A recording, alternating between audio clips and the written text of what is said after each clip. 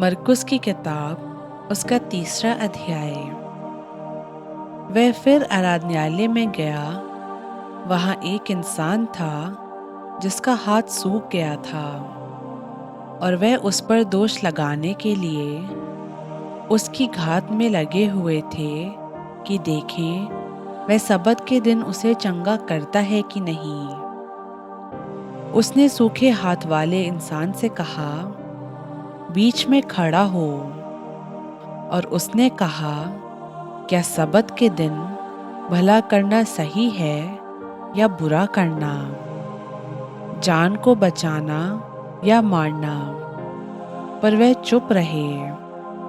उसने उनके मन की कठोरता से उदास होकर उनको गुस्से से चारों ओर देखा और उस इंसान से कहा, अपना हाथ बढ़ा। उसने बढ़ाया और उसका हाथ अच्छा हो गया। तब फरीसी बाहर जाकर तुरंत हेरोदियों के साथ उसके खिलाफ में सम्मति करने लगे कि उसे किस प्रकार नष्ट करें। यीशु अपने चेलों के साथ झील की ओर चला गया, और गलील से एक बड़ी भीड़ उसके पीछे हो ली। और यहूदिया और यरूशलेम और इदूमिया और यरदन के पार और सूर और सैदा के आसपास से एक बड़ी भीड़ ये सुनकर कि वह कैसे अचंभे के काम करता है, उसके पास आई। उसने अपने चेलों से कहा, भीड़ की वजह से एक छोटी नाव मेरे लिए तैयार रहे, ताकि वह मुझे दबा न सके। क्योंकि उसने बहुतों को चंगा किया था, इसलिए जितने लोग रोगग्रस्त थे उसे छूने के लिए उस पर गिरे पड़ते थे। अशुद्ध आत्माएं भी जब उसे देखती थी तो उसके आगे गिर पड़ती थी और चिल्लाकर कहती थी कि तू परमेश्वर का बेटा है।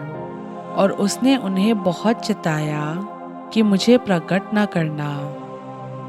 फिर वह पहाड़ पर चढ़ गया और जिन्हें वह चाहता था उन्हें अपने पास बुलाया, और वह उसके पास आए।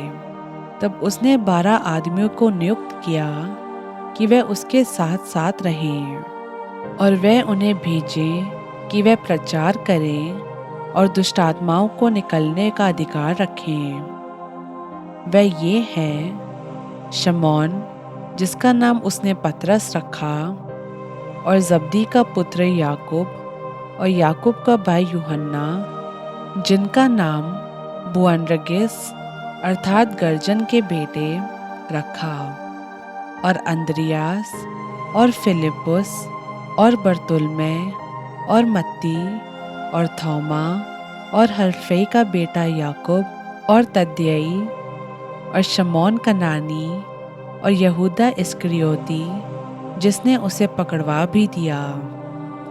तब वह घर में आया और ऐसी भीड़ इकट्ठी हो गई कि वह रोटी भी ना खा सके। जब उसके कुटुंबियों ने ये सुना तो वह उसे पकड़ने के लिए निकले, क्योंकि वह कहते थे कि उसका चित्त ठिकाने नहीं है।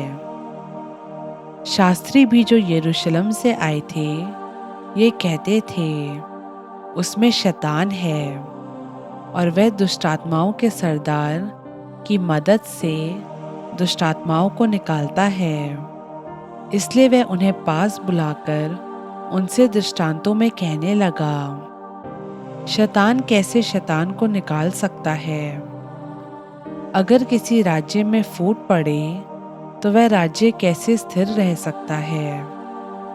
और अगर किसी घर में फूट पड़े तो वह घर कैसे स्थिर रह सकेगा?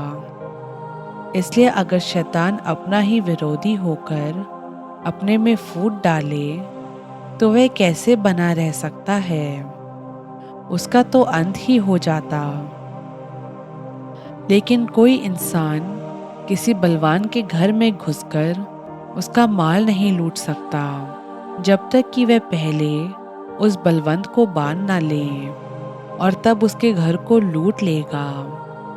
मैं तुमसे सच कहता हूँ कि इंसानों की संतान के सब पाप और बुराई जो वह करते हैं माफ़ की जाएगी, लेकिन जो कोई पवित्र आत्मा के विरुद्ध बुराई करे वह कभी भी माफ़ ना किया जाएगा, वरन वह अनंत पाप का अपराधी ठहरता है।